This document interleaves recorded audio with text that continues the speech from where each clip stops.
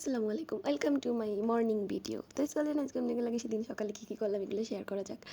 তো ঘুম দিয়ে উঠে আমরা দুজনে বাইরে পড়ছিলাম একটু হাঁটতে যাওয়ার লেগে, কিন্তু আসলে এটা হাঁটতে যাওয়া করে না, এটা ঘুরতে যাওয়া। এরপরে যে তেঁতুলে দেখি দাঁড়াই গেছি কি আমি তেঁতুল পেড়ি খামু আর লো বাজারে কয় আর কি।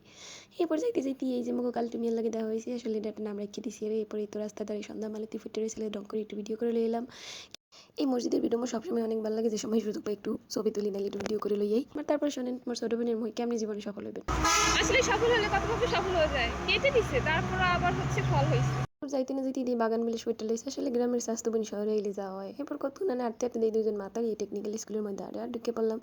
ঢুকে পড়ে ঢংমং করে ভিডিও করা শুরু করে দিলাম দুজন মিলে। এটাকে কেমন হাঁটতে যাওয়া কয় জীবনে শুনি নেই যে মানুষের মারতে যাই খালি ভিডিও করে। আর এরপর ঢুকে দিই কি সুন্দর লজ্জাপতি গাছ ফুল ফুটে রয়েছে, একটু লজ্জা মজা দিয়ে দিলাম।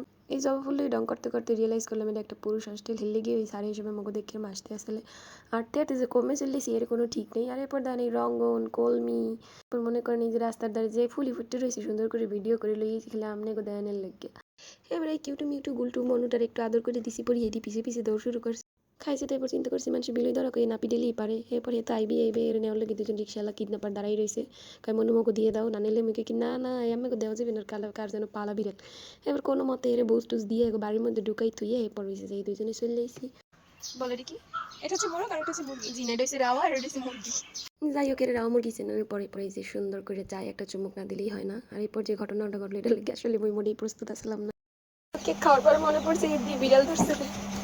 তোমার ফিলিং কেমন মরিজা? এখন কিরকম যেন লাগতেছে, তুমি বলতে বলতে আগে খাবারটা অপচয় করা যাবে না।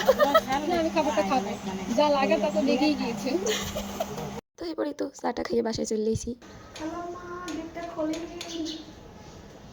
গেটের চাবি না লই গেলে আর কি যাওয়া হয়। আর এই তো এই ভিডিওটা কেমন লাগলো অবশ্যই জানাবেন। আল্লাহ হাফেজ।